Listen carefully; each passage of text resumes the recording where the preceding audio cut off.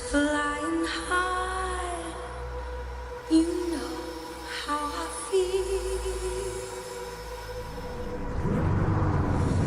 Sun in the sky, you know how I feel.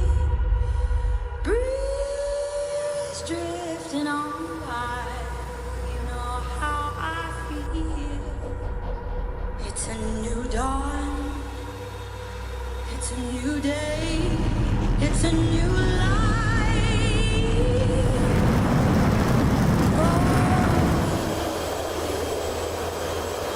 And I'm feeling good.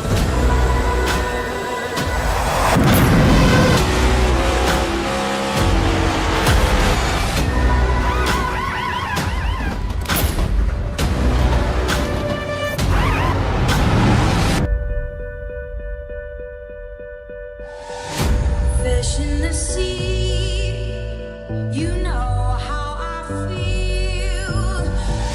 River running free, you know how I feel. Blossom on the tree, you know how I feel. It's a new day, it's a new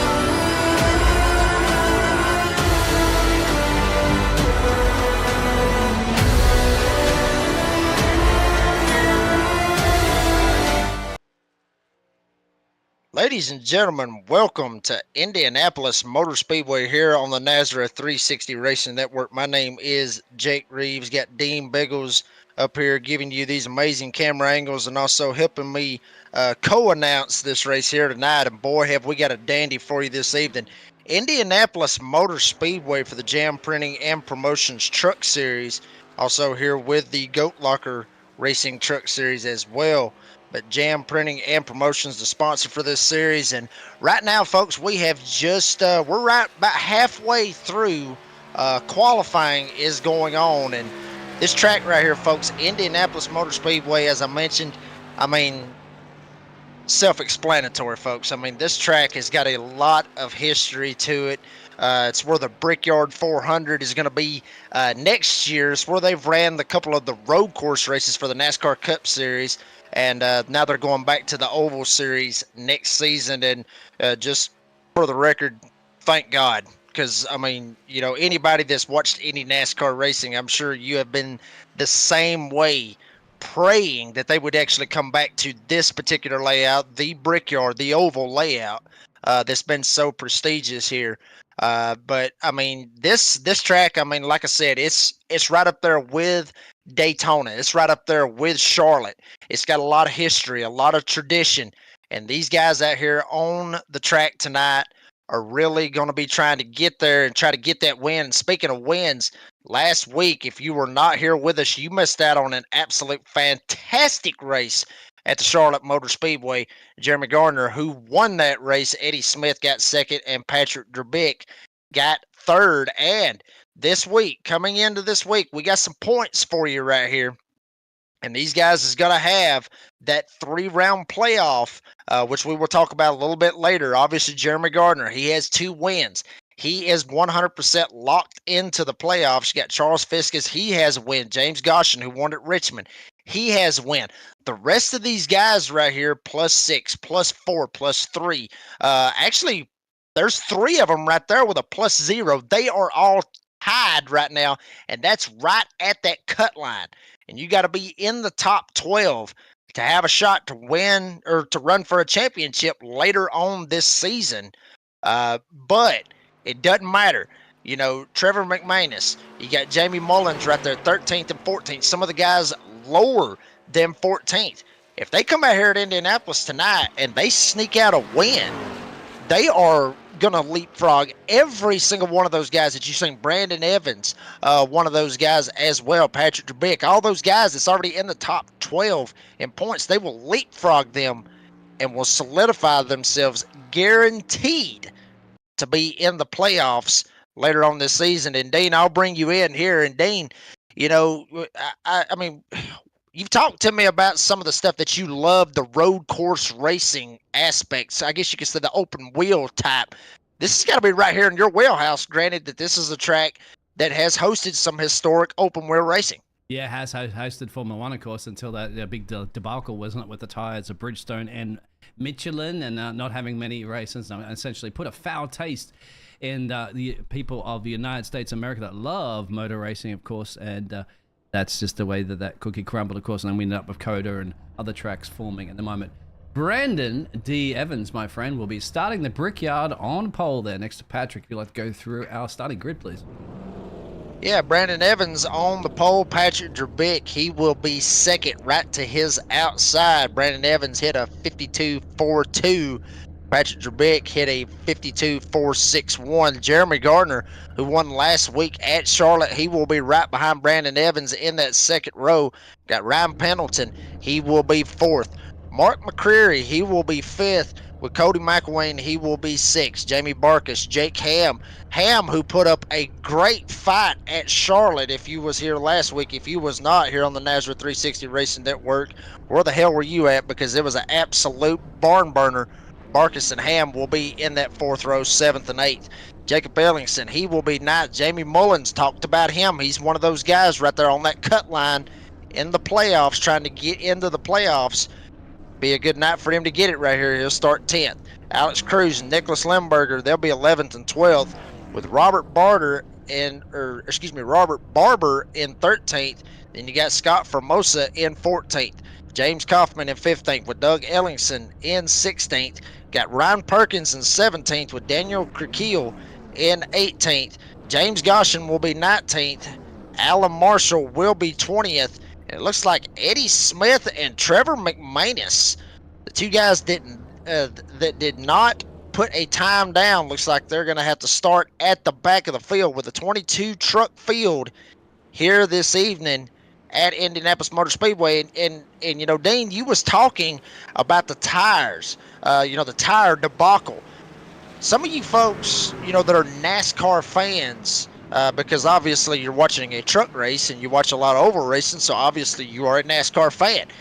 Think back to maybe, give or take, about 15 years ago, give or take. I'm just throwing that number out there. I don't know the exact number of year when that was. But here at the Brickyard, I'm going to say 2008, if I'm not mistaken. I believe it was 2008. It might have been 2007. They had a serious problem Goodyear had with the tire combination that they had here for the Brickyard 400 in the NASCAR Cup Series. I believe it was Nextel at the time. They had a big deal with Goodyear, and tires were just absolutely exploding left and right. It didn't matter who you was, Jeff Gordon, Dale Jr., Jimmy Johnson, Tony Stewart, Mark Martin. It did not matter. They were blowing tires left and right. So not only has the open wheel side, if you will, from what Dean was talking about, had tire problems. NASCAR's had their tire problems here, if you will.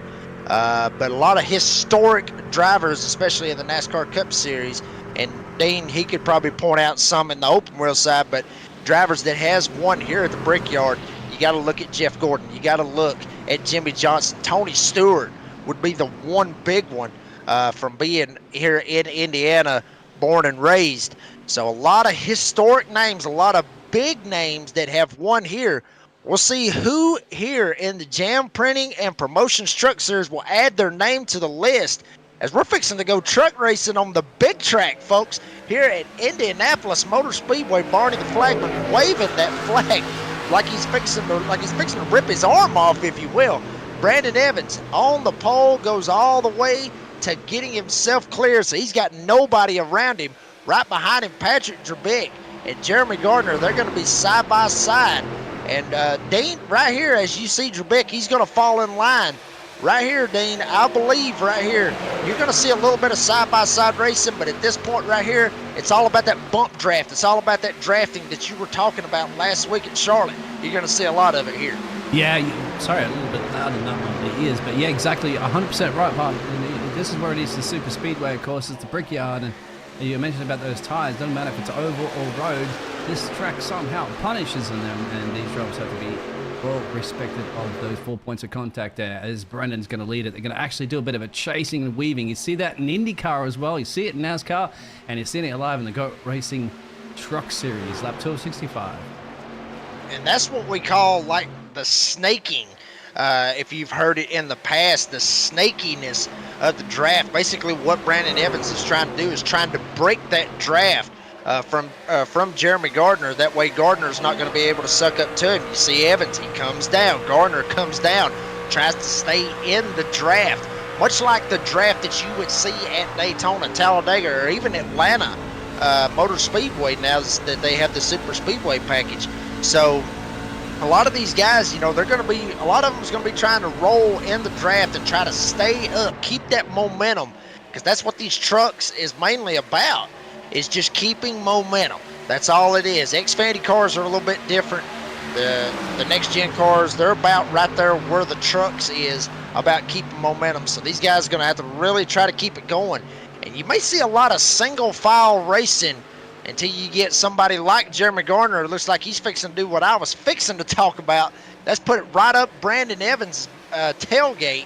Maybe try to get him loose, slide him out of the way, have a shot to see if he can take the lead of this race. He's right on board with him for a little bit. He's going to see the Melky setup shop there. Driver there, Brandon B. Evans, in the lead of this race. And what do you think about punching that air on a super speedway? You're the only one doing it. Everybody else is going to be chasing you down there. Of course, you're going to get much more exit speed, aren't you, with that draft? How's it going to pan out? How do you feel leading a race like in Brandon's shoes with Jeremy's? Hunting him down on the parade. A little bit of a gap, tight little gap back to Patrick, and here's that snake, and you just said, once again, down the main straightaway. Well, I mean, Dean, you know, up front, as far as like a drafting track, like, you know, and we keep mentioning Daytona, we keep mentioning Talladega because they are the premier drafting tracks, pack racing, if you will. That's where you see your 3, your 4 wide, even 5 wide at times. Sometimes if they just say screw it and want to go try to go below the yellow line for whatever reason, you may see 6 wide. I've seen it happen. I've seen it live. 6. But yeah, it's no joke. Yeah, well, they didn't make it. I'll just go ahead and tell you right now, when they went 6 wide, they didn't make it. But, but the pack style racing, you're not going to necessarily see that here, you know, because of how the corners is. And, folks, that was another thing that I was going to bring up to you. If you have not been to Indianapolis Motor Speedway, if you've never seen this track at all, these corners are straight up 90 degrees in each turn. This track, obviously, we've seen, you know, we've said turn 1, turn 2 at Charlotte. May look like it's just one turn, but there is a turn 1 and a turn 2 at Charlotte. There's a turn 3 and a turn 4. Well, here, right now, these guys are going into turn 2. This is the only turn 2 that's there. Then they're going to go down this long back straightaway, go all the way into turn number 3. And one thing, you know, that's going to be really big for a lot of these guys is, especially if they've got somebody chasing them like Brandon Evans has got Gardner, you're going to have that point to where people behind them is going to try to fill their mirror, kind of like what it was last week at Charlotte, what it was at Richmond. Just try to fill that mirror for us. You see right there. Right there, it was the 17 right there, slid up just a little bit. That was Ryan Perkins, just slid up a little bit. Somebody must have got right there in his mirror and just lost his concentration. He just slid up the track just a little bit. Yep, you said it right there, partner. Going to take care of those tires too. That wall's going to come closer and closer. And who is that? Is that Robert going a little loosey-goosey on that one? What a save there for the 8 machine.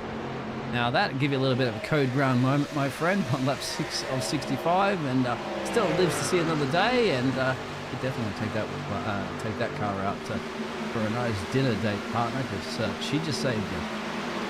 Yeah, I mean, and that is very possible for some of these guys to just kind of lose it right there off the corner. I mean, you're trying to get back into the throttle, and folks, that have seen previous broadcasts. Take 2 weeks ago at Richmond, these guys are doing the same exact thing that they were doing at Richmond. Basically, they did the same thing at every single track, is having that egg up under that pedal. And for those of you that are just joining us for the first time, what I mean by that egg up under the pedal is they're not full throttle coming off of the corner. It's like you picture that you got an egg up under your gas pedal in your car out in the driveway. You don't want to put it all the way to the floor because you're going to crack the egg. So you want to be about half throttle and just give it just enough. Well, the reason that they're going half throttle is if they go full throttle, that wheel spin's going to kick up right behind them in the back end of the truck, and it's just going to spin them straight around. So a lot of guys doing half throttle, or much like right there where Nicholas Limburger back here in the back, he just straight up threw it in the fence coming off of turn number 1. This is going to be a shot right here for Robert Barber, who we just mentioned just a second ago, who got a little bit loose. Going to see if he can slip around him, and he will. But I'm telling you, I mean, these guys right here, it's Dean, it's difficult because the trucks don't normally run here at Indianapolis Motor Speedways. We see another driver up there. Ellingson gets into the fence just a little bit coming off of turn number 1. Yeah, as you mentioned it. So exactly, they usually do these trucks, but hey, that's the beauty of the virtual world. You can just bring these up. Anything you want on here, my friend. Anything's possible. Let me go-kart out here. What even about a semi-truck or something like that? Still Brandon leading this one there from Jeremy. Still applying that pressure back to P2. Patrick starting to fall. He's starting to join that chase. And then only just then, you get a little bit of a gap forming down the road there with Ryan and Mark McCary.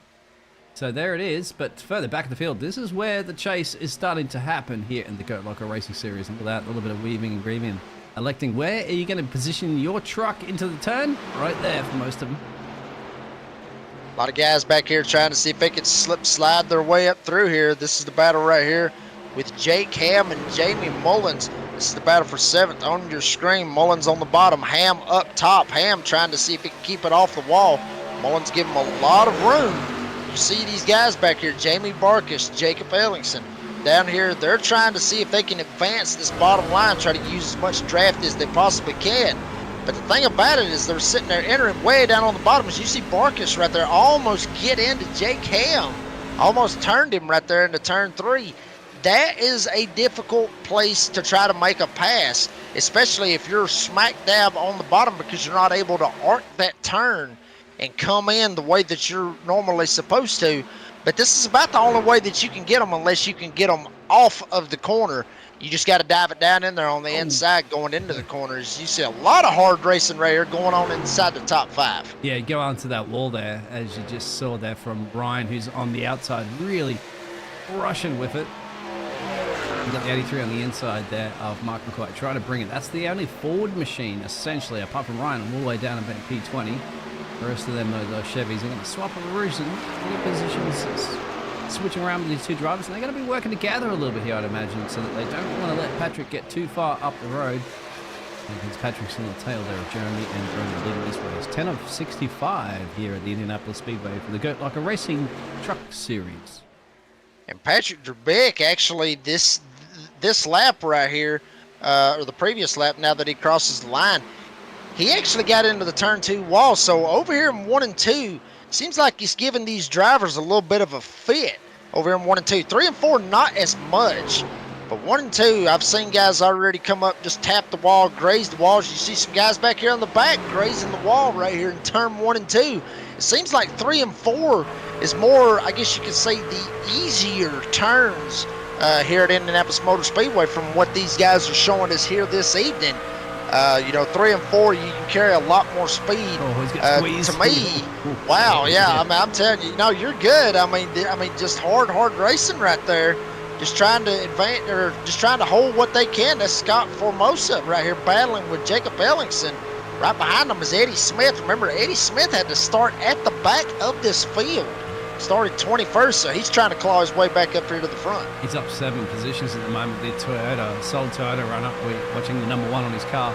He can see an all-out towing machine there of Scott just ahead there, and Jake Ellingson, of course, who has the Veterans for Life Foundation on there. And I tell you what, you might need some towing, partner, if you're going to be taping the wall like that one.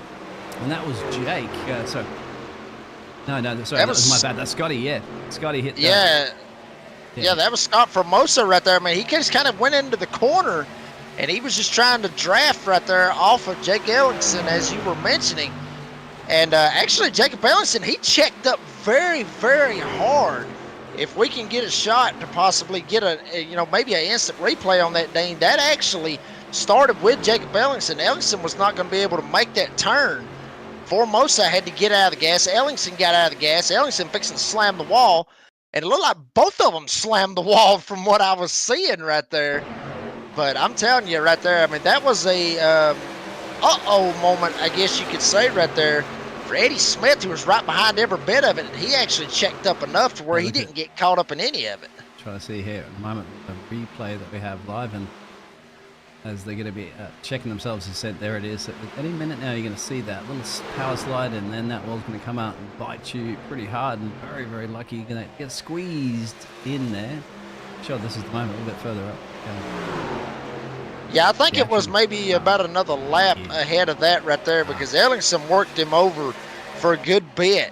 Ellingson was doing everything he possibly could to try and see if he could try to get around Formosa, but eventually, I mean, game over. I mean, it just happens, and that definitely happens. You see Ellingson right here. Ellingson's going to go into the pits right here.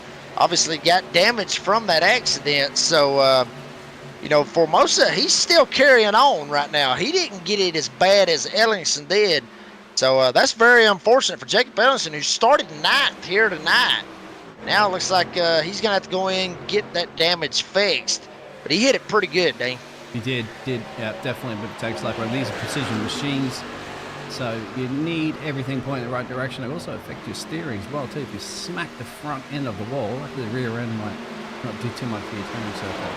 Battle's still growing up here between the Jamies again, right? We've already seen this before. The two Jamies, Jamie Mullins and Jamie Barkas.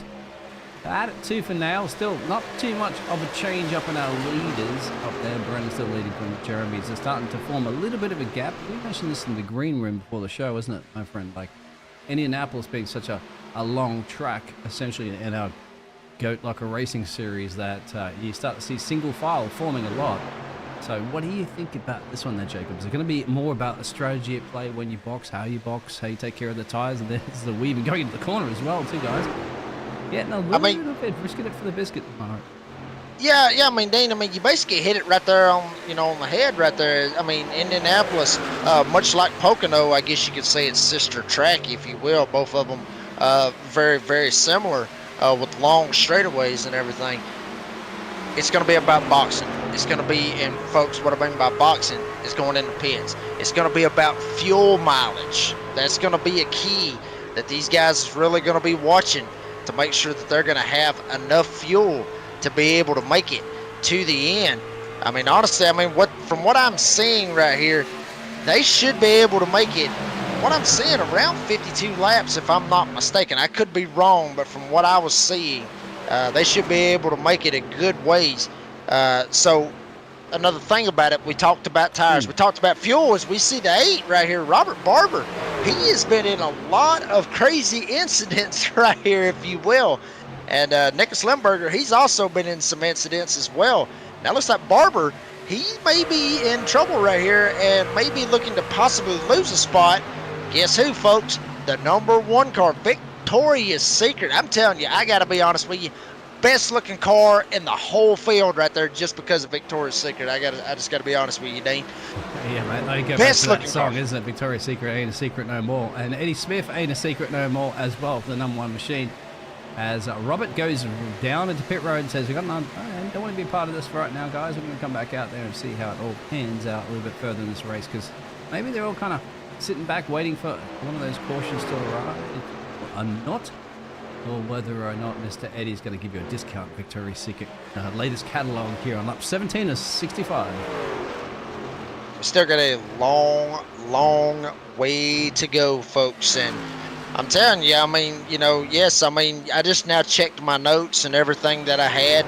Yes, these guys are 100% fuel capacity. It means they got 18.7 gallons, so they can make it 52 laps. But it's like you said, Dean, talking about the boxing. When are these guys going to pit?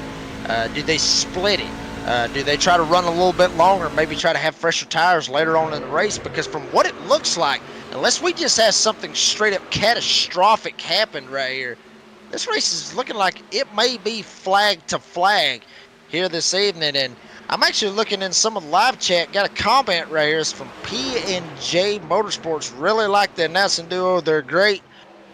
Well, ain't you sweet? I'll be honest with you. He didn't like that. Maybe a little bit of a check up of the wall there from Trevor. He's on a massive attack there from Nicholas. So maybe they're responding to that one at P&J Motorsports. As they're definitely loosey-goosey with that one. Thank you very much for that. You got two very southerns. I love casting there with Jacob there from the southern United States of America. And of course, I'm from southern Australia. Well, Australia is southern anyway. Australia, everybody. Australia. Let's There throw some you trucks go. on That's the how we do it. Barbie and go cracking around the brickyard here, 18 of 65. And some of these guys right here, I mean, just to mention, drivers that are moving up through the field. Obviously we talked about Eddie Smith being one of those guys, obviously 21st to 10th. How about the other guy that started back there in the back with him? Trevor McManus, we just mentioned him just a second ago as he was sitting there still fighting, matter of fact, with Nicholas Limburger. He started right beside Eddie Smith in 22nd spot. Here he is up here in 11th. Like you mentioned, 19 of 65 laps. But Eddie Smith, he's going to see if he can try to jump it just a little bit more. Gets a little draft. Here he comes down to the inside. Jamie Vargas. Basically, Vargas is in a bad spot right here. He's basically going to have to let him have it or try to race him. But, Dean, we've seen how these walls jump out on you. And, I just ask you from from my standpoint, I'm lifting. If somebody gets position on me going in the corner, especially here, I'm lifting. What's your mindset? You think you might could race them and maybe try to pinch them down, maybe? You're bold and brave, like his drivers always never want to admit to lifting. That's just like that. That's like that. That's the bad word. You never say the L word in motorsports because drivers don't want to lift. But it's smart to lift because you got to remember you're not even halfway through this race at the moment. You've got pit stops coming up and all sorts of dilemmas. You never know how the yellow's going to pan out. I say play it smart, partner, because it's a long race, and Barney ain't gonna be waiting for anybody that takes too many bold and brave risks. Like Scotty's gonna set up the inside there of Nicholas. That's the 80 machine versus the 22, and it's gonna get in two positions. Nicholas will drop another position, but we don't know once again how some of these drivers will be taking care of those tires or not. We're gonna see Patrick locking up on the pit road there, and followed by Ryan. So is this pit stop territory time? I believe it is. I believe it is, honestly. Yeah, Dean, there's a lot of guys right here. They're going to jump down, go ahead and see if they can jump in, get some tires. You may see some guys actually advance and try to go maybe a little bit further. Patrick DeBeck, you see him leading the field on pit road. Patrick actually got in the fence a couple of times from what I have seen. So very unfortunate to see that. But you see Patrick DeBeck, he is at his pit stall. You got a bunch of guys back here with him jumping in the pits as well. Ryan Pendleton, you got Jamie Barkas, you got I believe Limburger went in with him. Yes, Limburger went in with him. Alex Cruz, James Kaufman, Daniel Creakle, Jacob Ellingson, who's actually still out there on the racetrack. He made that early pit stop. He's going to try to see if he can come around, maybe try to jump around these guys. But up front, I know we've talked a lot about what's going on in the back. We still got to mention the lead, which has actually grown now over Jeremy Gardner. That's Brandon Evans in McConey setup shop truck. He's going to come out here and he's going to see a bunch of people come out of the pit road right now. Those are those ones that just jumped in. Look at that, a little bit of a snap of an oversteer perhaps as he's going to tag along the 5. And you got to remember, these guys jumping that pit road right now have fresh boots of gasoline. Not quite sure if they took boots, so you have to confirm that one with me, but they're going to be coming up as their race leader is going to be slicing his way through the field there with quite a healthy gap there. And look at that, he's just cruising on by the 39 machine of Brandon, and they'll be putting up too much of a fight on that one just yet, but they do know that's inevitable. Oh, that's a big twitch coming out of the corner there once again for Scotty. the All Art Racing number 80 machine. I love these liveries too. Jake will go in, visit pit road. Followed in by Trevor. Yeah, we're still waiting to see what our race leader's going to do at the moment there. Followed by Jeremy and Cody still in those positions. Biggest gainer at the moment, well, I'd have to say it's Alan. He's still yet to box down pit road.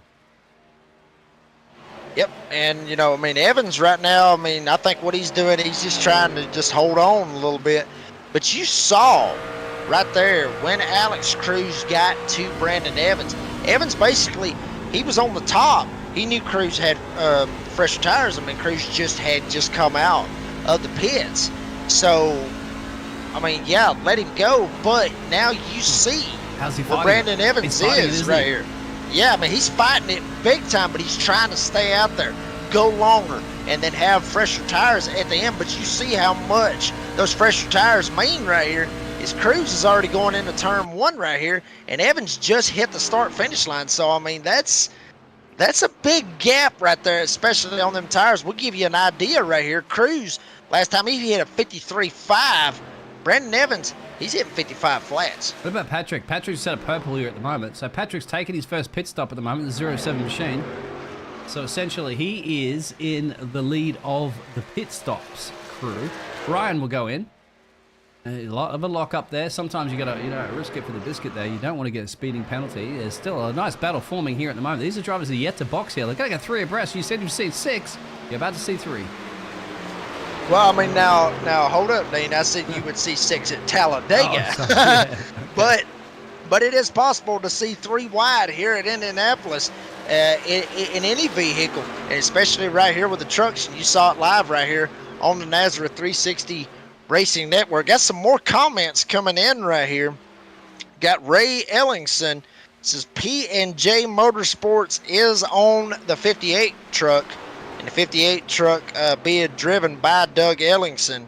And she also says, welcome home, number 23, Ryan. And I believe that is Ryan. It's right here. Pendleton, right here, matter of fact. I mean, wow, I mean, right on the money right there. So welcome home, Mr. Pendleton.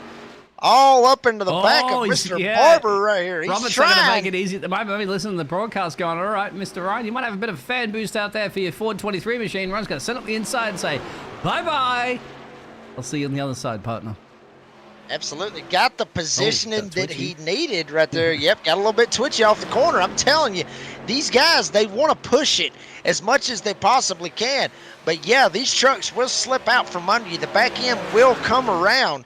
I actually done a couple of test laps right before this race. And, yeah, these trucks are very, very twitchy coming off the corners. You see a lot of other battling going on back here. James Gosham, one of them, lapped down back here trying to see if he can find a way around some of these guys. A couple of guys actually racing to try to be that lucky dog. Gosham is not the one with that lucky dog spot right now. It is James Kaufman in number 25. So should a caution come out, they will get the lucky dog and get back on the lead lap. And right now it's being held by James Kaufman. Absolutely correct on that one there, partner. So we're going to look at the rest of the field at the moment. So most of the drivers have made a pit down to visit down a pit road. We have the top 6. The top 6 drivers have yet to go to pit road. So you know at some point you can see it on your screen there how much those tires are screaming. This ain't a horror movie, even though it is going into Halloween. Could be a horror for some of those drivers, partner. Or it could be seeing the credits roll when Buddy waves that flag. I mean, I'm telling you right now, I mean, these guys right here is feeding time at the zoo for these drivers. And, you know, I mean, Dean, you know, we talked about something else about this. We talked about, you know, granted, they can make it on one pit stop as far as fuel goes. But as much as a handful of some of these drivers is having right here, I wouldn't be surprised if some of them may even go down and make a second pit stop. I think what Brandon Evans is trying to do right here, 65 laps, he's going to try to split it in half. What he's going to probably do, you'll probably see him go in about lap 32. Gardner may follow him in. No, he didn't. Gardner's got in by himself. Anybody followed Gardner? Wow. No. All alone, Gardner, partner. wow, Gardner is actually going a different strategy right here. Gardner may actually be seeing if he can try to leapfrog Brandon, because obviously he's going to have fresher tires than Brandon Evans. So Evans right here, he puts Brandon in a little bit of a I guess you could say, a weird predicament, wouldn't you say? What would you do if you're Brandon right now? You got your team radio, you got the call there, said, okay, Jeremy was putting the pressure on you earlier, is into pit road. So we'll see currently at the moment, we're right on board with our race leader. As you can see, definitely struggling with the car. He gets up to the inside apron, a little bit of a twitch the steering wheel, we'll explain that one. Let the car roll up to the wall, let the momentum and the force of physics pull you up there. See, fighting on the inside now, pit road entrance, here he is, Leon, slamming the brakes, dropping the gears down, and here we go. Brandon's responded to that one. That is the perfect timing that he needs to do that pit road speed limit. So where's Patrick 60 now? miles an hour. They got to be very careful to try not to speed because it will straight up kill your race. Patrick Trebek, he's actually coming off of turn number 3, fixing to go into turn number 4. He's in turn number 4 right now, as you can see live on Nazareth 360 Racing Network. Now Evans here, he comes out. Patrick Trebek's going to go around him right here. Yep, looks like it absolutely will. It's Brandon. It's a little hard in the camera angles. I bet we found that one. I'm not 100% used to it, but there it is. Where's Patrick? There. Brandon's in for a long time, partner. Yeah, Brandon's still in. Yeah. Here comes Brandon out right here. Wow. And that means a few of the other drivers got to scoot on by. How's it going to work out for some of the other drivers, like Jamie, for example, now leading this race with Scotty for company? And look at that, Scotty 12 positions gained. Now, obviously, that's going to be a lot more due to the fact that we still have a lot of drivers yet to box. And there's Jamie going in, so Scotty's going to elect to stay out. Who's going to be the last one? Well, 2 more, Cody and Alan are the ones gambling on the oldest boots. No, Alan said, nah, mate, these boots are done. These boots are not made for work. Look at that sliding. It's like crabbing almost into the entry, isn't it? Trying to keep that car. The tires are cooked, partner. The barbecue fest is on here in the best motor track, essentially elected one of the best motor tracks in all of the United States of America. And the world, look at that! Scotty's hit the wall! He's gambled too much on those boots, my friend, and they are not made for walking anymore around this track on lap 30 of 65. Scott Formosa trying to see if he can hold on just a little bit longer. Maybe want to think about taking that bad boy to pit road. It's Cody McElwain. He's about 3 seconds back from Formosa. And remember, just leading a lap gets you points to try to be able to get into that playoff picture. We showed that earlier. So, I mean, just, trying to lead and lead as much as they can. Formosa goes in. McElwain, he's going to stay out, and he's going to lead him a lap and try to get him some bonus points, right? Now, I wonder how much the time they could be dropping at the moment. Some of Jeremy Gardner down in P14 set the fastest time, the 52.5, 57.3. So they get annihilated. That's a lot of time to lose at the moment from Cody, isn't it? Patrick has come back out there. There's your man that's leading this race. So great strategy for Mr. Patrick there, the 07 machine. And he's right up against the 17 on the wall. He's going to take up the inside. 17 on the wall is a lap car. So he shouldn't have no problems with that one. Ryan a little bit further down the road. There's Ryan. And what are some of the changes that have really happened? Brandon Evans. How's that, my friend? P11. Yeah, but there's a reason why he's back there where he's at, Dean, because he stayed out as long as he did. A bunch of other guys, they undercut him. They went in. Even Jeremy Gardner, who Gardner's actually back in the 14th spot, so he's actually behind Brandon Evans. So, I mean, we thought, Gardner was actually going to leapfrog him, but it didn't happen. Cody Evans back here in 12th. So here goes Cody McElwain. Now he will jump in. He's going to get, I think, essentially almost murdered by a lot of these drivers because look at them going down in the final turn now, down the main straightaway. Zoom across the line there, and Cody's going to hear a lot of cars scooting on by because Cody's going to be scooting on back down there. Gambling too much on those tyres, wasn't that, partner? Too much. Scrubbed a little bit of time. Quite a bit of time. That is, isn't it? It's like playing a chess there, checkers, or any other game that you want to play. You got to gamble sometimes, partner. And, you don't know when to hold them. You got to know when to fold them. Well, but, Dean, honestly, if you look at this right here, that's lap 32.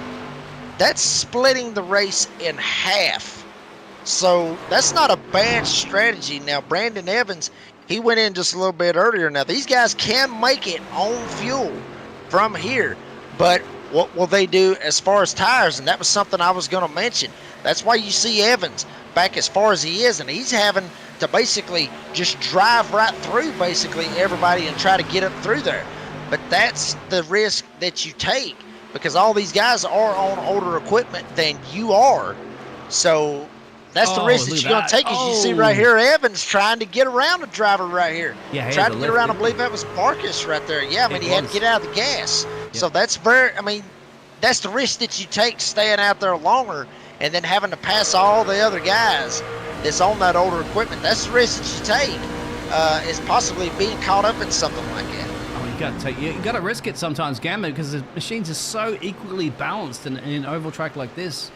You got to get it done, and you got to just play. You got to be at one with the machine, be at one with the car, and learn how it pans out. Look at this action that's happening. It's all panning up around these positions at the moment. We're only talking 7th, 8th, 9th, and 10th.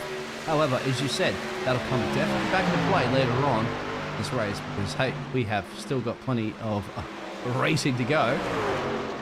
And that's certainly, there's not a point right now where you get up and go to the bathroom halfway through an exciting movie, because this is definitely going to come down to a closure or a dramatic finish to this race. Patrick's leading from Ryan. Everybody's taken their pit stop right now. Another one of Doug Ellingston's back in the pit road. Been there for some time. Partner suggesting maybe some serious damage to that car, or he's got basically a cat, or his girlfriend screaming at him because it's their anniversary dinner and he's racing. It's very possible. I mean, heck, I mean, I've raced, plenty of races where, I just had to park it, because my wife come in here. She might be like hollering, screaming, whatever. I don't know. Yeah. I mean, you never know. I mean, might be, hey, something's going on with it. And this is pretty good. Look at this. It is what it is, but check this out. Somebody right might be a widow if they don't do this one correctly, because thankfully in the sim racing world, you're not going to have that situation. But they are going for it tooth and nail here, and this is legitimate battle racing, because there's a little bit of a 5 or 6 lap difference in tires, but there's no difference in the heat underneath the hood of those engines and inside that cockpit with these drivers. And Jeremy Gardner, he's actually got to start putting it down right. He's got to start passing some of these cars, because when he went into the pits earlier, he went in second. He was behind Brandon Evans. Evans has got past every single one of these guys. Evans is all the way back up to 5th. Gardner, he's stuck back here around the 7th to 8th range, and he is way back from Brandon Evans. So basically, he's on the chase right now to try to chase his way, if you will, all the way up there to Brandon. Gardner, he gets past the line right here. He's 8th. Evans, he's up to 5th. And, a couple of drivers in between them, if you will. But, Gardner, he's got to be on the move right here. He's got to start putting down some serious lap times to see if he can catch Brandon Evans. But I'm going to tell you right now, looks like he's got that bad boy on a rail from what I'm seeing right here. Absolutely, yes, sir. Partner. He's working for the railroad, and he's got it all on there at the moment. A challenge for the lead of this race at the moment with Patrick and Ryan Pennington. We've got lap traffic in play. Look at this. Got to navigate your way through lap traffic. You got to be crossing your fingers right now, dotting your I's and crossing your T's, because you can see a little slap in the background there as Patrick and Ryan are trying to make their way through this pack. Actually, it's Ryan and Mark. My apologies. Patrick's a little bit further up the road. I've done that again twice now in the Truck Series, but here we go. As Ray, Ray, other wife or girlfriend or something out there, is supporting Mr. Jake, who's running in P13. We'll get to Jake in a minute. Okay? Don't you worry about that. Camera's on your man. As you're always yelling here. We're yelling, and we're enjoying this Goat Locker Racing Truck Series. And it's spicing up here in Indianapolis, mate. Still just about a halfway point right now. Yeah, it's... well, I mean, Dean, we talked about this, and, folks, I mean, we'll just be honest, me and him were talking before this race is, wow, Pendleton gets into the fence, but is able to carry momentum and stay in front of McCreary. So, wow, I mean, actually, it looks like he might actually gained a little bit of speed after he hit the wall. Is he doing that NASCAR thing that happened a little while ago, of course, so you'll know about that one, and that's on the dying lap of the state of the race, but you won't be doing that too much in there. There it is. Here's Eddie, Mr. Victoria's Secret. That ain't no secret no more. You certainly are. We all know about your secret, Mr. Eddie. He's battling it out with Brian, who was leading this race. Remember, Brian's coming back tooth and nail, man. You called that one, didn't you, partner? You said, hey, no, he elected to do that because he's going to be quicker at the end of the stint. And he is doing it right there. I mean, just shot straight around Eddie Smith like he was sitting still. Now he's got a lap truck with Ryan Perkins separating him from second and third. That's where Pendleton and McCreary are racing. It's like Perkins, he's going to slip up just out of the way, give Evans all the room that he can. But I'm telling you, there is battles all over the place. But another thing, but it's like I was going to say, Dean, we talked about this earlier. We talked about, you know, Indianapolis, sometimes it does put on a good show. Sometimes, you know, it's a bore fest. You know, sometimes, you know, it's just straight up single file racing. I'm going to tell you right now, this ain't single file racing. These guys are literally driving their asses off right now here at Indianapolis. I mean, they are going at it right here. As you see Barber back here and Limburger, they're fighting it out going into turn number 1. Ham right in front of them as well. That's because partner you had me in the booth. I just bring this energy to any motorsports you see. I'll make a boring race, a potential boring race, exciting. And all we can do, of course, bring that entertainment. Look at this. It's really about those drivers there. They're the ones that are risking it for the biscuit. They're the ones that are doing everything they can behind the wheel. And I hope you're enjoying the entertainment out there. Shout out as much as you want, as Brandon's now shouting his way up into P3. Slicing through the field, my friend. Like, I cannot believe it's not goat racing butter. I mean, I'm telling you right there, you saw right there live. I mean, he went around McCreary, and you could see the truck physically, literally see the truck wiggling as he was going around him. He was just trying to keep the truck as straight as he can. Brandon Evans driving this Chevrolet right here, sponsored by McConey Setup Shop, trying to get up here and get to Pendleton. He is up his tailgate. Now here goes Evans. Evans going to get him a twofer, as we was talking about a while ago. He got McCreary. He's got the run right here on Pendleton. Pendleton's is going to have to lift, and he does. So take Brandon Evans, who was all the way back around 14th. I mean, I'm telling you, I've seen Brandon Evans, who is actually a teammate with me at McConey Setup Shop.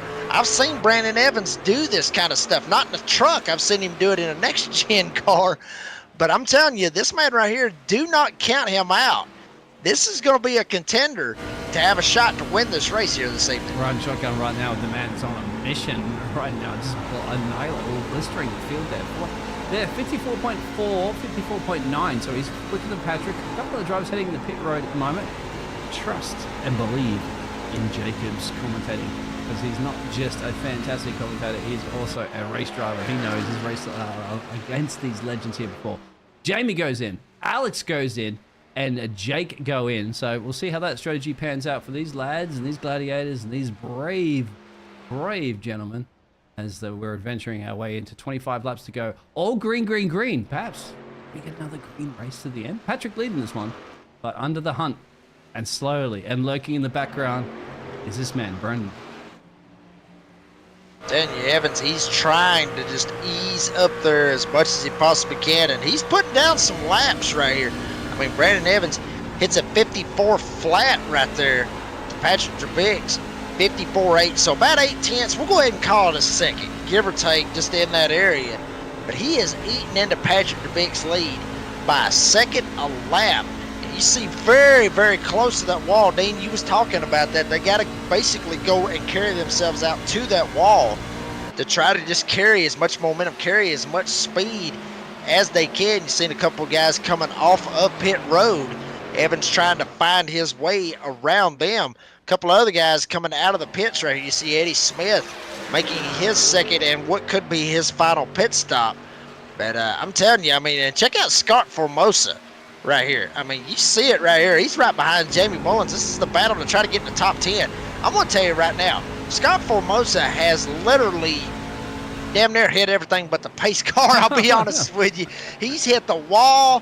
He's, you know, a bit, but it, you know, he is giving it his all, and that's what I love to see, Dean. I'm sure you do too, and I'm sure the fans at home watching, you know, the race, you know, any race, they want to see somebody just absolutely give it everything they possibly can. And I'm telling you, I got to tip my hat to Scott Formosa, because he has been driving the heck out of that truck. And he's got it all the way up in the top 10 right now. And my friend, of course, you can see there on the livery, isn't it? I mean, he's from the towing company, isn't he? So there it is, it's all out towing company.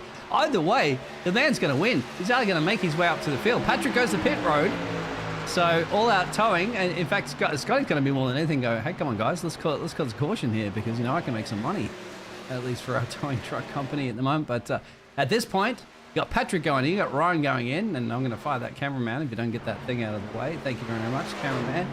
So, Ryan, Mark, Trevor all venture down a pit road, perhaps for the very last time. I would say for the very last time. Guess who's back in the lead of this race? Anybody out there? This man. Brandon. Take a wild guess on that one. Brandon Evans doing a fantastic job. I mean, basically, at this point, he has got a 5-second lead over Jeremy Gardner right now. Gardner, Brandon got around the traffic better than Gardner did. We saw Gardner back there just trying to fight his way around some of them guys. Right there, there you go. Go ahead and call it, Dean. Bump drafting at its finest. I don't even know how to call the bump drafting. This is basically push along and say, come on, mate, and you got to push you, and you need that. Jamie won't mind that.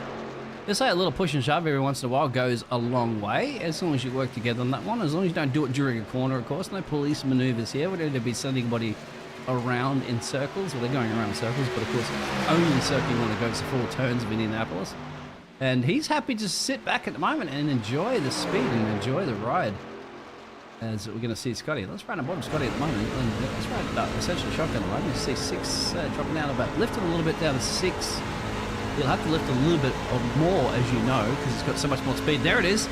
Tangle with the fence there. Don't worry about that one. You can resolve that in the morning. Just buy that wall some flowers and say, my bad, I apologize. But here he is. Jamie ain't going to yield that one too easy. Both of these drivers up 6 and 9 positions. 6 and 9 positions. That's right. No intention of that one. Here we go. I mean, you know, and there's a lot of guys right here who have jumped a lot of positions. You know, you mentioned, you know, Scott and Jamie, both of those have, or both of those drivers, they've jumped up some spots. How about Nicholas Lemberger started 12th? He's all the way up to 3rd. How about Eddie Smith started 21st? He's up to 8th. And check out James Goshen, as he is just now coming off of pit road. At the time when they went by the line, James Goshen was up to 9th, and he started 19th. Obviously, now he's coming off of pit road, so he's going to have some fresh rubber right here. See if he can try to get some of these spots back. But, you know, James Goshen able to get it up there inside the top 5, or excuse me, not top 5, top 10 at one point. But a lot of guys doing a lot of big moves, if you will, and there's some guys, they're going the wrong direction. Yeah, it's strategy at play, as you mentioned there, partner. And Nicholas goes in now. So we're waiting to see. And everybody's selected, kind of going in, not everybody just filing in one by after the other. It ain't a tea party. Gentlemen, the tea that you hold, see when you see me go by, of course. Anyway, it's coffee you need. And you need to be fueled by a lot of that caffeine right now. As we're seeing a great little squam here. Jamie, Cody, and Robert. Are we going to see a 3 abreast situation there? You got to tuck in. Robert's been a little bit in the wars here. You got Cody in the background. They'll be zooming past Nicholas sitting down in the pit road at the moment going, come on guys, get those tires on. Zip, zip, zip, zip, zip, done. So Ray out there, I'm just trying to see where your lesser half is, because you're the better half. And I think that's Doug. Doug is actually We actually got a spin back here. We got a spin back here in the back. Alan Marshall in the 82. He gets spun over here in turn number 3. The 25, James Kaufman. And there is the caution on the Speedway. Just barely caught it. Kaufman got slammed hard head first into the fence. But I'm telling you right now, that right there just put a wrench in this race right here. It did now. So what are the rest of the pack going to do? We're going to go back to live pitches. So we have Brandon leading this race, and they're going to catch up. They're going to catch up the pace car just yet. Here's Brandon P1, all alone, and all that gap he had is neglected now. So it's going to have to just, where are they at the track? They're still just kind of sorting themselves out, aren't they? Their partner getting ready to catch up to that pace truck. They say pace car, truck, car, same thing. Essentially, how's it going to pan out for everybody else? Would you go? You have to go pit road right now, wouldn't you? You'd have to if you're a case of Brandon. Take advantage of a pace car situation. I would say, I mean, you have to. I mean, you really ain't got no choice. I mean, because you know Brandon Evans, he's been out there for a good while. I mean, he's been out there for over 20 laps. So I would think Brandon Evans would go. I would think Jeremy Gardner would go. I mean, basically, it's a no-brainer. There's the I mean, pace car why truck would you right now. stay out right there? I mean, there you go. So, you know, when pits open, they got to go. I mean, if you stay out, it's basically a dead sentence. Yeah, because you got all these other drivers behind. I mean, look at Patrick really in P5. There's Patrick. He's taking his second pit stop. So he's going to continue on by. And, well, he's a little bit further down. He's down the main straight. We've still got a bit to go, isn't it? Brandon's got a bit to go. So he's just sitting there going, come on, come on, come on, pace truck. Pick it up a little bit because I need to get in and out of pit road because everybody's catching us tooth and nail as quickly as possible. Alan's in. We give an opportunity for the other drivers as well. As you go down to P13, they are being lapped and they'll be able to probably an opportunity to unlap themselves. And here we go. Switch it over to the left and hit your braking point, partner. Slam it down. Of course, you're at pace speed anyway, isn't it? It's a lot easier to enter pit road. He'll go in. Jeremy will go in. And as we'd imagine, some of the other drivers that haven't got it. What about... There they are. There's your top 4. Patrick doesn't need to. Here comes Patrick. He's going to be zooming on by, and he's probably... yeah, he's going to just put his hand out the window, roll the window down and say, hey, guys, remember me? Thank you very much. Caution. I mean, I'm telling you right there, that caution right there just completely jumbled this whole race up. I mean, it looked like Brandon Evans more or less had this bad boy in the bag. However, that whole game plan just changed. Look where Ed is. Are you kidding me? 19 positions gained for the Victoria's Secret machine. And he's only got Patrick up the road, and he got everybody coming out of pit road right now. There's Brandon coming out of pit road there. So he's going to be slotting himself perhaps around that P7, P8 position. He's going to have some fresh boots, but you got to remember, these boots are only essentially, 5 or so laps fresher than Patrick's.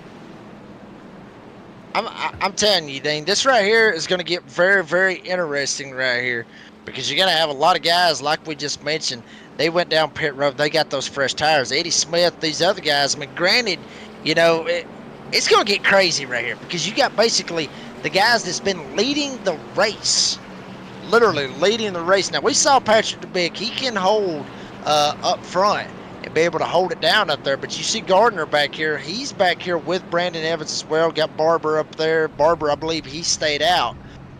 So I'm telling you, I mean, I like the move right here. But I'm telling you right now, if we can get a second camera, honestly, I would watch this 42 and I would watch this 39 because these two right here, they're going to be driving with everything they got right here for about 15 laps to get back to the front. It's going to be, it's going to get crazy right here. And Jacob, what's the difference between 5 laps? Just get me to know at the moment. These two drivers, we're focusing here on Brandon Evans, all right? So we all know how much pace this man has. He's just obliterating pace. Jeremy as well has some insane pace, keeping up with Brandon Evans the whole time. They just boxed, so those tires are fresh out of the blanket. That, you know, that's like that fresh car smell, fresh new car smell. It's the fresh smell of rubber as it comes out of the tire warm. Look at that, trying to warm up the tires. I don't even know if you have tire warmers at the moment, the truck series, but either way, let's just imagine it. And the other drivers up the road there. So you got Patrick there. He lapped on lap 40, boxed on lap 43. Eddie, his tires are probably the youngest per se in this on 41. So you're looking at 41 versus 49 essentially for the other crew. So that's 8 laps. And we have to say that too, Jacob. That's not full 8 laps of hard green flag racing. It's probably at this point 7 of worn out burnt rubber. So I would say, but I mean, I'm telling you, I mean, even with just that little bit, because we saw some of the guys when they were racing, when they were just going, you know, even with the fresh tires, and you know, and then once, you know, obviously they started wearing on their tires, we saw the handling come into play. We saw guys slipping, sliding, going up into the fence, and you know, guys trying to hold on to their trucks. I mean, and it wasn't even a restart. that was the crazy part of it. It wasn't even, you know, it wasn't even a restart. These guys just holding on for everything that they got on those over tires. So I mean, I like to call both ways. I like to call with Brandon Evans, Gardner, all those guys that elected to go in and get tires. But I love this call right here by Patrick DeBick. Eddie Smith. Eddie Smith been one of the faster guys. Ryan Pendleton, welcome home to him, as we mentioned about the chat earlier. I like to call both ways, but it's going to make for an exciting finish. As the green flag is out, DeBick is on the gas. Check it out. Pendleton all up in his tailgate, trying to see if they can advance it on down through there. Barkus right here as well. Big contact right there between Eddie Smith and Barkus. And check it out, that 39 of Brandon Evans trying to see if he can sneak up here on this outside. Yeah, look at that. You can see he trusts in the tires because he can gamble in places that you're not supposed to be gambling, because you know those boots will hold on tight in this track with 40 to go. And he knows also his laps will start clicking over pretty quickly, and he's got to make those moves that he has made those moves before, and he's going to be doing it. So Jamie there, and Jeremy didn't get quite that start he wanted, did he? He's fallen back a little bit there from Brandon, as they are definitely gambling at the moment with the wall and the other cars around them, and keeping it all exciting and entertaining here for him to go. I have a sneaking suspicion, my friend, we might have another caution. Patrick under pressure at the moment from Ryan for the lead of this race. Look at Eddie right up on the inside apron there, either waving or signing some autographs to his fans. Tuck in behind Mr. Brandon Evans, who's up for the P3 right now, making a move. It's all about the battle between these two. They got to escape, mate. They got to get up the road there, because they know Brandon D. Evans is on the hunt, and he's going to be on the hunt. Look at the slide. He can't keep it there. Ryan doing everything he can. Got to back off the gas. Brandon Evans is going to be snatching him up like your breakfast here. Evans making a run, jumps down to the bottom. He's going to see if he can try to get around Pendleton. Remember, Pendleton on those older tires. Brandon Evans went in and got fresher tires. 13 laps to go. Evans down on the bottom. Pendleton, he's trying to put up a fight after that little bit of a slide. Pendleton still hanging right on his right rear quarter panel. That's just letting Patrick DeBick just start to slide away. As you see a lot of side draft riding on board with Eddie Smith right here. You know, Pendleton trying to come down side drafting as much as he can, but the entrance to the corner, that was all she wrote. Evans, he's going to slip straight past him and set his sights on Patrick DeBick. Now check out Eddie Smith. He's going to see if he can sneak up here. Get in the middle of this. Wow, I'm telling you. And check it out. Jeremy Gardner right behind him. Here comes Gardner. Smith's actually going to pull over and let Gardner by, knowing that he is on those fresher tires. So big-time moves being made up here at the front of the field, coming to 11 laps to go. Maybe a clever play. You called it, didn't you? Eddie's now dropping all the way down to P5. That sees all the way down. He still gained 60 positions in this race, but he wanted to be essentially up on the podium, and Brandon hunting the podium. Brandon's not hunting the podium. Brandon says, I want this race win. Patrick's like, all right, my friend, let's go. 11. You want to go 11 laps, partner? And we'll fight our way to the checkered flag there. Who wants to see Barney first? One of these drivers do. And I think Brandon is hunting for this big time. And keep an eye for Ryan in the background. He ain't no slouch, mate. He's got, but then Jeremy Gardner's got to, he has to clear this, doesn't he? He knows he's on the same tire, the fresher tire strategy as Brandon. 11 to go. And check out Pendleton. He went all the way down to the grass right there to try to block Gardner. I mean, Pendleton, he's not pulling that strategy of Eddie Smith, where Smith just kind of just pulled over and kind of let him go, knowing that they was on the fresh tires. Eddie Smith showing a lot of respect. Pendleton, he basically just said to hell with respect. He wants to try to hold these guys up as much as he possibly can. Check out the snaking draft right here. Evans trying to see if he can reel in Patrick DeBick, but he is all up in his tailgate. And check out Gardner. He's right behind Evans, as well as Pendleton is as well. So these four trucks have actually gapped themselves from Eddie Smith, Jake Ham, Scott Formosa, and Mark McCreary, who those are the four drivers that are back just a piece. Literally, you got two packs right here at the front. You got DeBick with his pack, and then you got Eddie Smith in that second pack. I'm telling you, honestly, Eddie Smith might be in the catbird seat right now, because as hard as these guys are racing up here, coming to 9 laps to go, he might be in the catbird seat because he might be clear every bit of it. Well, he's got to see what happens at the road here between Patrick and Brandon. So we've got 10 to go at the moment, and this is it for Brandon. He's going, all right, mate, it's 43. Last time, no, box was on lap 43. 49 was the last time, Brandon. He's like, trust in the tires, trust in the car, and trust in your 39 machine. Takes a lead of this race with 9 to go. I'm telling you right now, he is holding on for everything that he's got. Drabik, he's going to see if he can try to slide it up there. Maybe try to put a little bit more pressure on Brandon Evans, but knowing Evans on those fresher tires, that's going to be really a hard deal to make. Now, what does Gardner do? Gardner, now he is behind Patrick Drabik. Remember, Gardner and Evans, both of them took fresh or went in during that caution to get those fresh tires. So now Gardner knows he's got the fresh tires. Drabik's on the older tires. He's actually holding ground right now with Evans and Gardner. But I'm going to tell you right now, Gardner, if he wants any shot at Brandon Evans, he's going to have to try to find a way. Dump it low as here he goes, down to the bottom. He gets to the left rear quarter panel of Drabik, drives it in. Drabik not going to let him have it. Going to pitch him down on the white line. Wow, I'm telling you, Drabik is not letting him have this second spot. And that may be what Brandon Evans needs, is Brandon Evans just might be scooting away right here. And Eddie's still bagging it further at the back there. It might be the last time we get to see you lads, you gladiators, take it, because Patrick, of course, and Jeremy is the glued the eyes on the screen at the moment. Patrick does not want to yield that position, but he has to. I think the tyres that make all the difference. I honestly thought their partner that at the end of the day, I didn't think 5 laps was going to make a huge difference in tyre grip. Well, it certainly taught me a lesson there, Jacob. Absolutely. I mean, he is doing everything that he can. I mean, you know, Drabik made a call, and you know, it was a very strategic call. It was a very smart call. You know, I mean, you know, you got to go, you know, with what you think on that. I mean, he had to go with it, and you know, I mean, and it's still going to come out with a very, very good finish for him, obviously, as he's sitting there riding in third. Pendleton back there, I'm telling you, that move.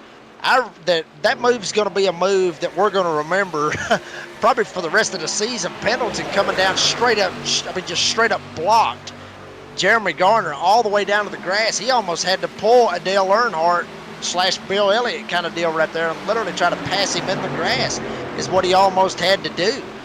But I'm telling you, what a move. As you see Eddie Smith, he's now starting to lose more positions. Yeah, you're right. He's in big trouble as well, too, because Eddie was the one that also took those tyres a little earlier than the rest of the field there. He's gambled on it. He's in a big, big trouble right now. And Mark and Nicholas, Eddie's still running a P9. He was in 16th position, so Jake at the moment on the inside there of Scotty up the road there. And Jamie has the tyres, right? And Jake says, I don't really worry too much about the tyres, but we have to worry about the 6 laps to go. Brandon, comfortably in the lead. Look at that. Mate, yeah, about a half a second right now. Pull through the drive-through right now. Pick us up a burger and fries partner and then come back around again. We'll have plenty of time there. Send up to the casting booth with us. Jeremy in P2. That's a nice little gap that they have. It's up to Patrick to hold on against Ryan, but Ryan's on the similar tyre strategy, so they should be able to just bring this one home. More about this battle here, isn't it? How much is Eddie going to drop another couple of places? He's on a massive attack here. But then again, those drivers behind him, my friend, are on similar tyres now, so they're not a massive advantage anymore. Yeah, I mean, you know, McCreary right there all the way into his inside, almost got into Eddie Smith, almost knocked him up the racetrack a little bit. But you see right here, McCreary, he's trying to see if he can get as low as he possibly can. Maybe not, thinks better of it, slips back just a little bit. So Eddie Smith, he'll slip up and hold on to that top 10. That's probably what he's looking at, but goodness, I mean, he just straight up almost lost it right there off of 1. Dives it down into turn number 2. McCreary all up his back bumper. Smith podium. Gets a little bit loose, and here comes McCreary is up front. Check it out. McElwain in the 6. He's going to jump around Pendleton, take over the 4th spot. And don't look now, check it out, believe it or not. Scott Formosa in the 6th spot, rolling right here on the bottom and slipping right up in behind Ryan Pendleton. I'm telling you, Scott Formosa, after everything that he has been through this evening, he's got a shot at getting a top 5 right here. Oh, look at the speed and the trust in the car. He's got so much more grip there, as you mentioned. You got to understand, Ryan in the car up the road there's got 43 laps. He boxed on lap 43. So you're talking about that 6 or 7 lap rubber pressure that I, as I said, once again, I didn't agree. I didn't think that was going to make a huge difference. But look at that. Hey, your eyes are not deceiving you. This is evidence of what happens when you time your pit stops perfectly for the all-out towing machine there of Scotty. And he's going to snatch it away from Ryan. And there you go. Bingo. It's going to take that P5. I don't think anything is going to take anything away from this man of Mr. Brandon D. Evans, mate. He's done everything right, hasn't he? Doesn't gain the place, hasn't lost the place. Started on pole, finished on pole. See Bunny first. That's the Well, way it's done. Dean, I talked about it a while ago, honestly, for Brandon Evans, Gardner, and those guys, honestly, if you stayed out at that point right there, granted, would they been fast enough to hold on to it with Drabick and with Pendleton up there? It's tough to say. You could say they, you could say they wouldn't, you could say they could, but my opinion, from what I said, I figured it was going to be a death sentence if they stayed out right there, because you'd have some guys back there like Scott Formosa, like Cody McElwain. Those drivers go in and get those fresh tires. But I think what Evans was thinking was he was thinking about what's Gardner going to do. Is Gardner going to go in and is he going to get those fresh tires? Because that's basically who Evans has been racing all night long. It has been Jeremy Gardner. And that's why I think, when he saw Gardner was going to go in, that's why Evans just went ahead and dumped it in as well. But 2 laps to go. Brandon Evans has the lead. He's got a lap truck right here in front of him, number 57 of Daniel Kikil. He gets around him. Right now, Ryan Perkins, the 17 truck, he is 1 lap down. He is the lucky dog, should he caution somehow or another. Come out on the Speedway, but I'm telling you, yeah. Mark and Jake Ham at the moment still battling it for the final couple of positions here inside the top 10. Eddie had to drop back a little bit because that tire strategy didn't work off. So these two are similar here. Only 1 lap difference between them. Unfortunately, we'll have to just not to show the pictures how this is going to pan out, because Brandon needs all the pictures and deserves all the pictures, because the man's going to be comfortably chilling at the moment there. Probably sitting there just checking his Twitter messages and his Instagram, maybe even taking an Instagram post going, hey, guess what, final lap, I'm about to win the Indy. You want that on your trophy cabinet or not, don't you, partner? Because you're about to have it. Absolutely. Andy, we talked about this place. Very, very prestigious, very historic. And Brandon Evans, actually, when I jumped in here earlier this evening and jumped in and saw some of the practice times, Evans was not the fastest driver. It was actually Jeremy Gardner. Gardner had the fastest lap time in practice at a 52.2. Evans had a 52.4. So I'm telling you right now, Evans has basically showed all the doubters. Going to try to bring it home right here off of turn number 4 from McConey Setup Shop LLC. Brandon Evans wins it here at Indianapolis Motor Speedway. And what a drive. Jeremy, that P2, they kept together the whole time, didn't they? Almost like mirroring each other. Further back in the field there, you still have a little bit of a twitchery that's all happening between these great drivers there.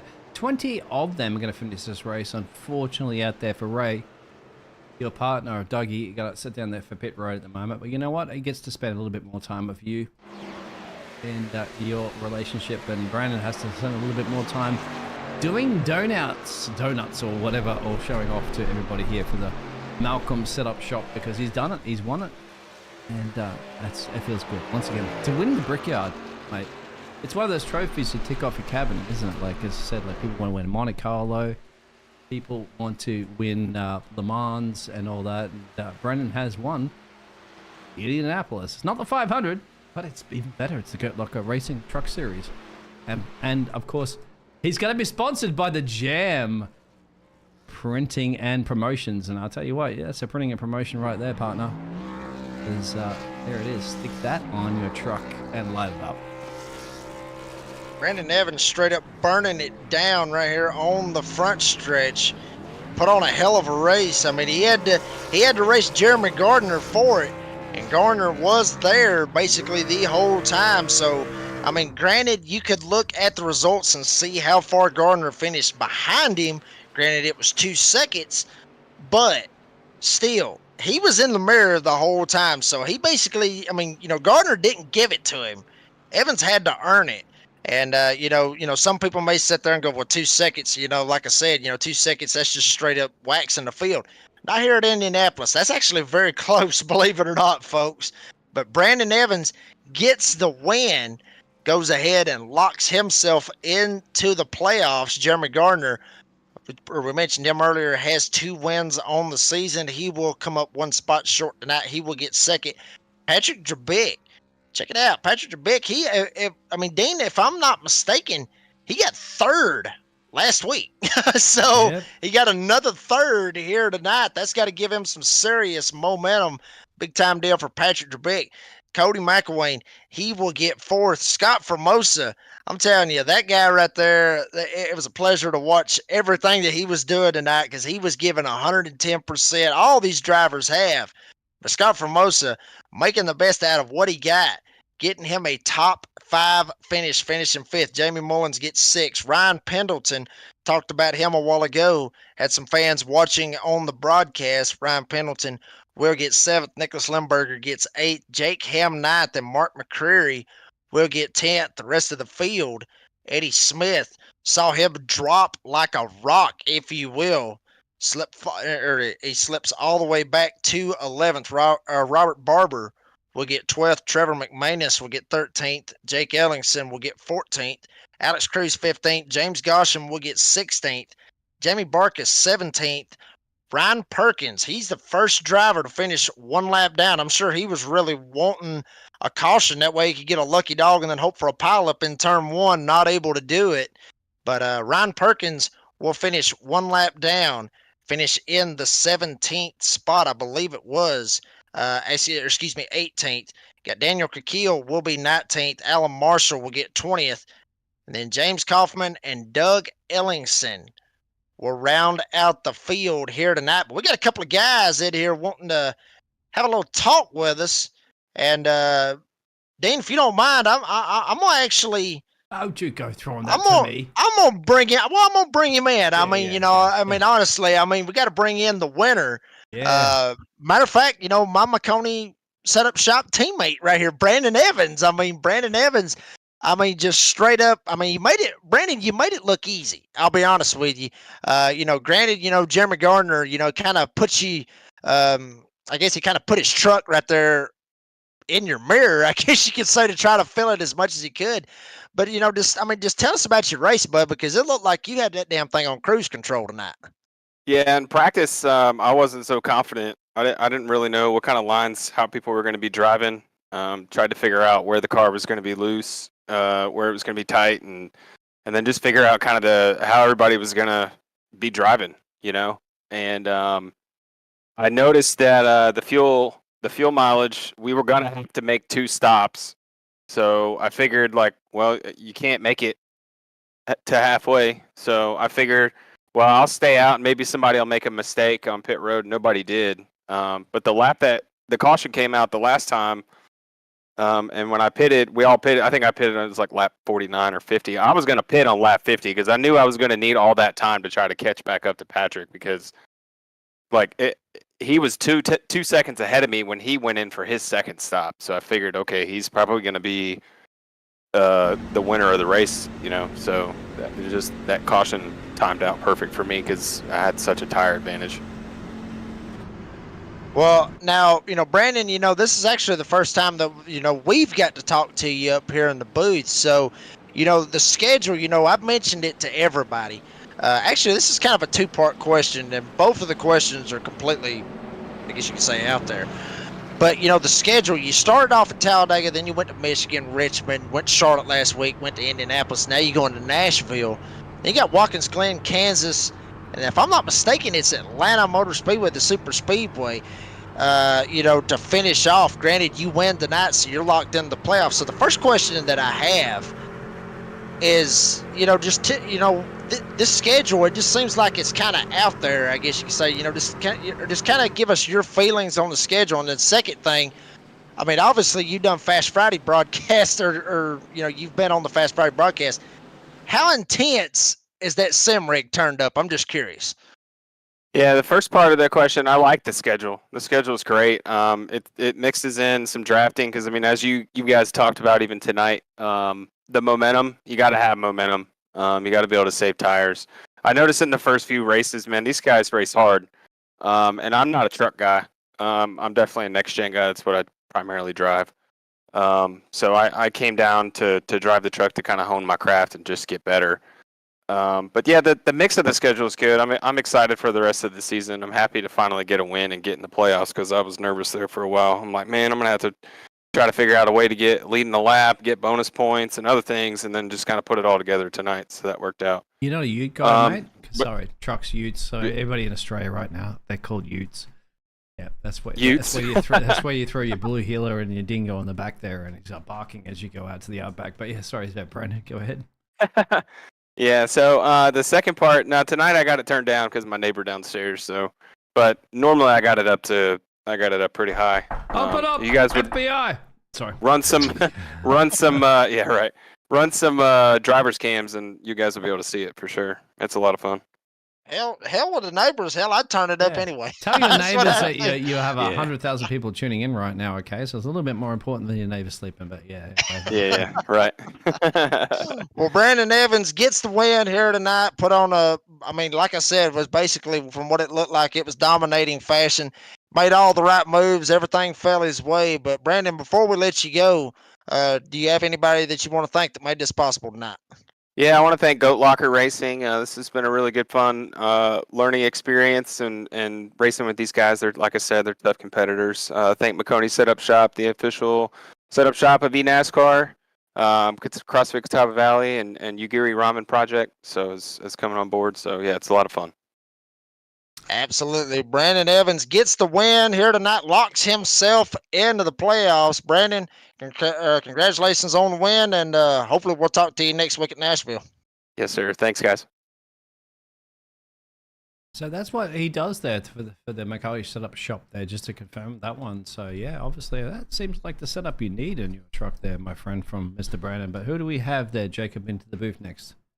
Well, I believe we're actually going to pull in the guy that came up just a little bit short. Are you catching up with Jeremy Gardner?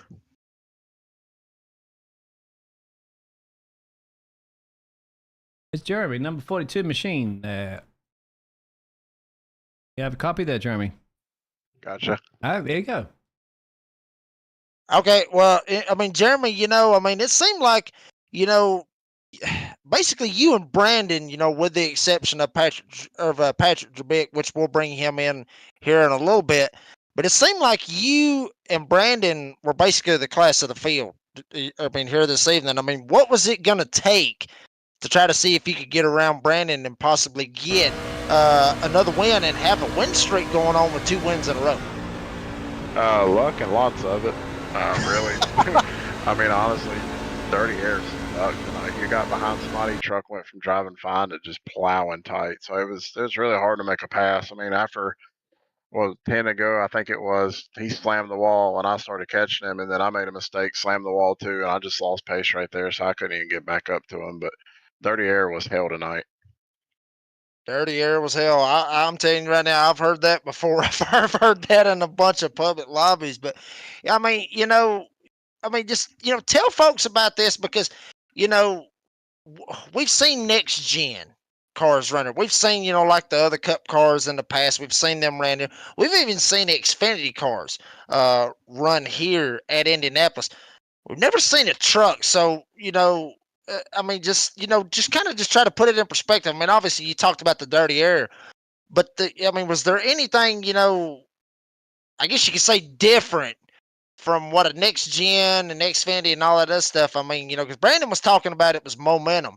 Was there other factors that was playing in, to trying to be able to stay up front besides obviously the dirty air and the momentum? Well, I'll tell you right now, that's why I was trying to start pole, so I could be out front in the clean air, so I wouldn't have to deal with that. But like I said, you get behind somebody, the truck went from rotating just perfect to you get behind somebody and it's like you have no steering wheel, you're plowing tight, you got a trail brake. They just made it hell all night. But Jeremy Gardner gets second here tonight. He won last week at Charlotte, got 2 wins on the season. I'm sure he'll get him a 3rd win later on this season. But Jeremy, before we let you go, do you have anybody that you want to thank that made this possible? Just the league, just putting on some good racing every week. My man with no You words, got a a man with girlfriend, little a words. wife? Gotta love it. A dog, a cat, a family, man. You gotta go. I ain't got much of that. All right. Racing rig. Hey, by the way, Jeremy, a quick question there, partner. Do you race with socks, shoes, or barefoot? I'm barefoot all day. I can't race with socks. Now I can't race with gloves, and I got an Alcantara wheel. Oh. I don't like the feel of it. All right, true blue racer right there, Jeremy I, Gardner. I gotta be honest with you, dude. I gotta have socks on. If I go barefoot, my feet will start sweating and they'll start slipping off the pedals. And then if I'm wearing shoes, I just straight up suck. So I gotta have socks on for some reason. I mean, that's just me personally. If anybody was ever curious, I'm sure y'all really didn't care. But anyway, Jeremy Gardner, congratulations on the second place finish tonight. That's going to carry you some momentum. Obviously, you just keep riding the momentum because you are leading the points with the playoff grid with 2 wins. So hopefully you can keep that momentum riding. We'll see you next week at Nashville. Sounds good. I'm just here to hold my points, for you guys. Thank you for the broadcast. Yes, sir. Jeremy Gardner, man, I'm telling you right there. I'm gonna tell you, folks, if you've just started watching right now, you gotta look at this right here and think, Jeremy Gardner, he's got to be a fan favorite, honestly, Dean. I mean, he's got to be a fan favorite with the crowd, that watches and everything, just because of the personality, which is what I love to do. Is bringing guys in, for these interviews, because we get to kind of see, what these guys think and kind of get some of their personalities and everything else. We're going to bring another one in right here, Patrick Drabick, finishing third here tonight. And Patrick, here's the question I got. Yeah. Okay. Caution comes out. Yes, sir. And you stay out. What's going through your mind at that point? My race is over. Oh. Come on, really? Oh, yeah. I mean, when that caution came out, it totally destroyed, my strategy. I was short pitting to get the tires, to get the use out of the new tires, and it was working out really well. And then, I short pit again. Had about 4 or 5 laps on that set of tires. That caution came out, and the guys like Brandon Evans and Jeremy Gardner and a couple other guys could come down and get fresh tires. And I knew it was a matter of time, and it was. Well, I mean, but did you think, granted, you had four laps on your tires. I mean, I'm sure you had another set laying there, didn't you? No, sir. Only 2. Well, yeah, that's right. Y'all had a y'all had a 2 set tire limit. Okay, so, well, honestly, hell of a run on that one to be able to pull it off for third, man. I mean, I'll give you that. But, just the other question, this has got to be real big for you, obviously. I mean, you got third last week at Charlotte. You get third tonight here at Indianapolis. Then you go to Nashville next week. 2 third-place finishes. That's got to be something. That's got to really give you a lot of momentum to basically just carry you straight into the playoffs. Yeah, feeling real good about the Jam Printing and Promotions 07 truck. We've been running strong the past few weeks here. It's good to run up front and everything like that. Again, wish strategy would have played out a little bit better tonight. But yeah, a lot of momentum right here on the 07 team right now, and I'm super stoked. Good to get this off week coming up here, and then I'll be ready to hit the concrete track in Nashville. I'd have to say too, Patrick, that even though you dropped 1 place from the start of the race and you clawed your way back there, what does the Jam stand for in the, of course, our fantastic sponsor here, Jam Printing and Promotions? Is there any particular? No, that's a phenomenal question. Yeah. Well, first, let me clarify one thing. You pronounce my last name Drabick. Oh, Drabick. Yeah. I'm the biggest butcher. My apologies. Go ahead. Oh, yes. Believe me, brother, it has been butchered my entire life. It's a weird one for sure. But no, Jam doesn't really stand for anything whatsoever. And what Jam Printing and Promotions is, they're a veteran-owned company here in Indianapolis. They do all of our promotional items for us. They do our hats, our shirts, our decals, our print materials. They have been a huge fan and sponsors of ours, and they're just cannot be happier to be partnered with them. Us being a veteran nonprofit, them being a veteran-owned business, it has just been phenomenal. So we'll just remember that for next week. Sorry that we kind of butchered your name, I guess, but that's all Patrick good, man. Drabick right there getting the 3rd place finish here tonight. And Patrick, I know you just mentioned, Jam. Jam Printing and Promotions. But do you have anybody else that you want to thank that made this possible here tonight? Yeah, big thanks to you guys in the broadcast booth.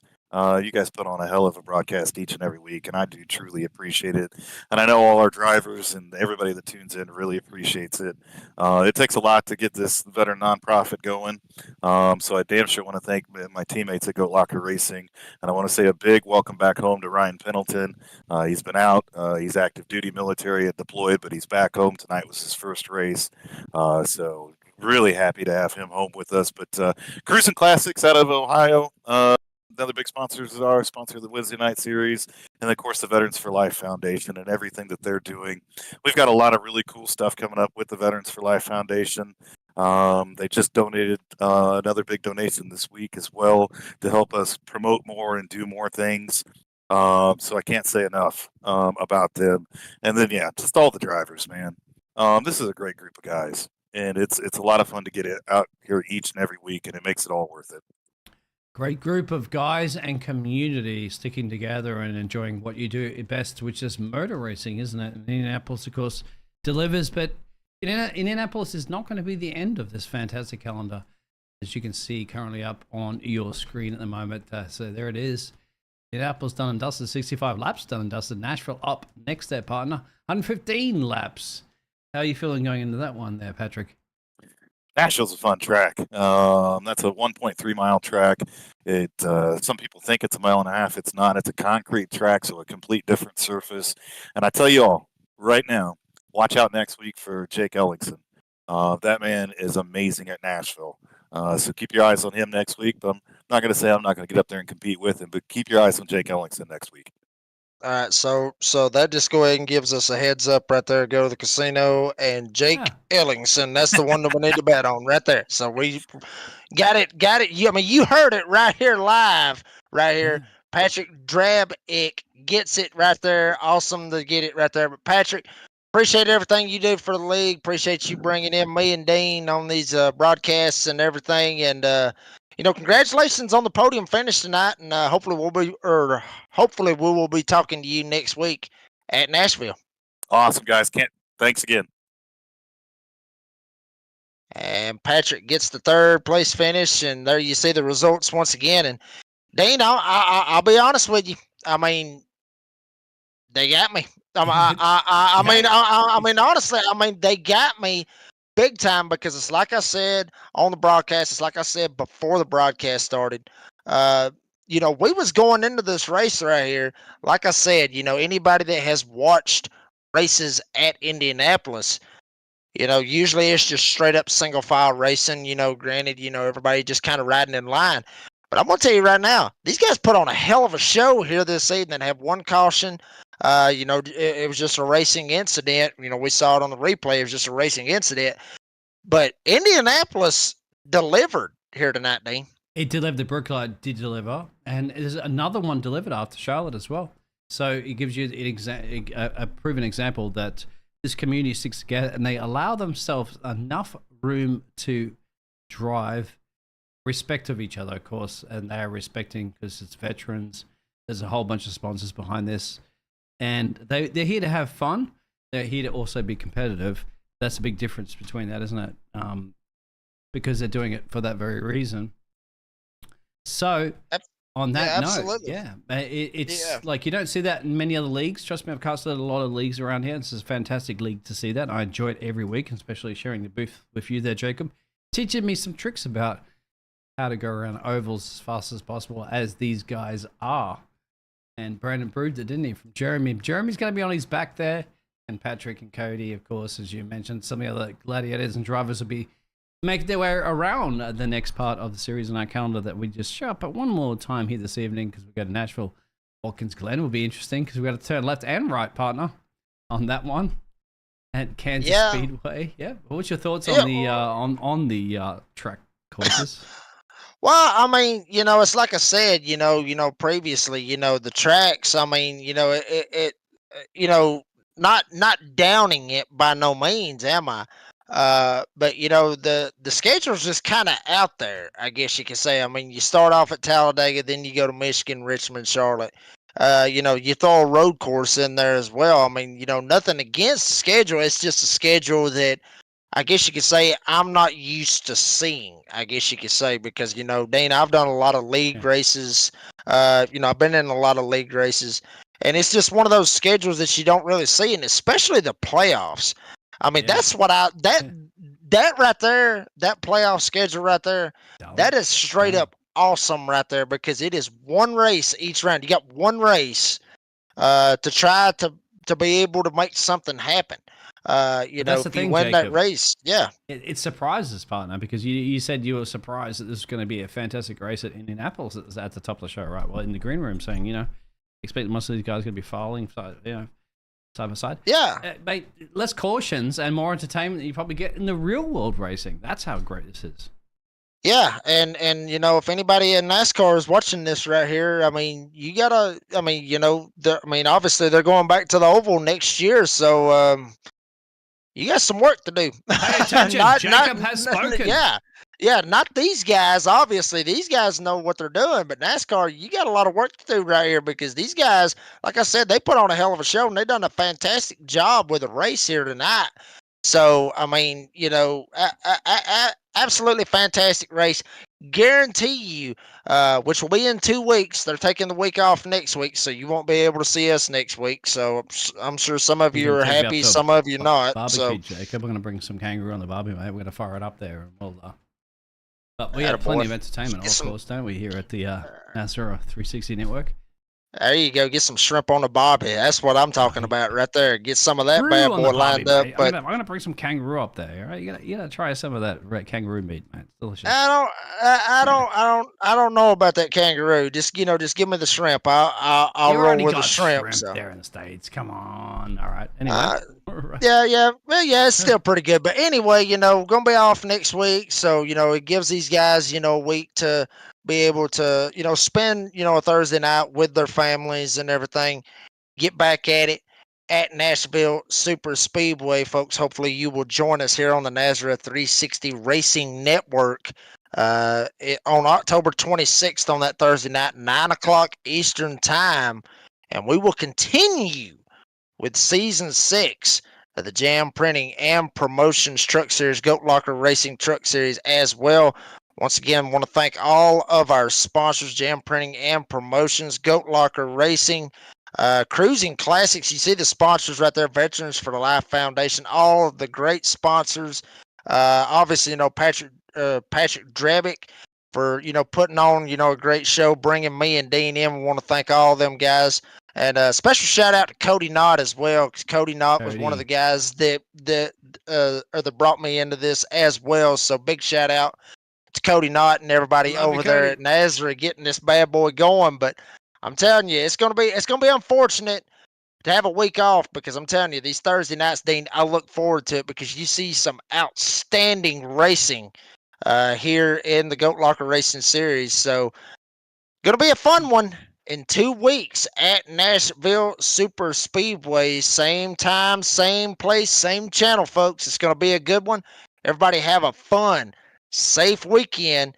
And if you're still subscribed to the Nazareth 360 Racing Network, you'll get to see me and Dean tomorrow night for the Cops Truck Series. That'll be tomorrow night at 9 o'clock. But for those of you that, got it going here tonight, we want to congratulate Brandon Evans on the win here at Indianapolis Motor Speedway. This has been a production of the Nazareth 360 Racing Network. Everybody have a safe weekend, and we'll see you in 2 weeks.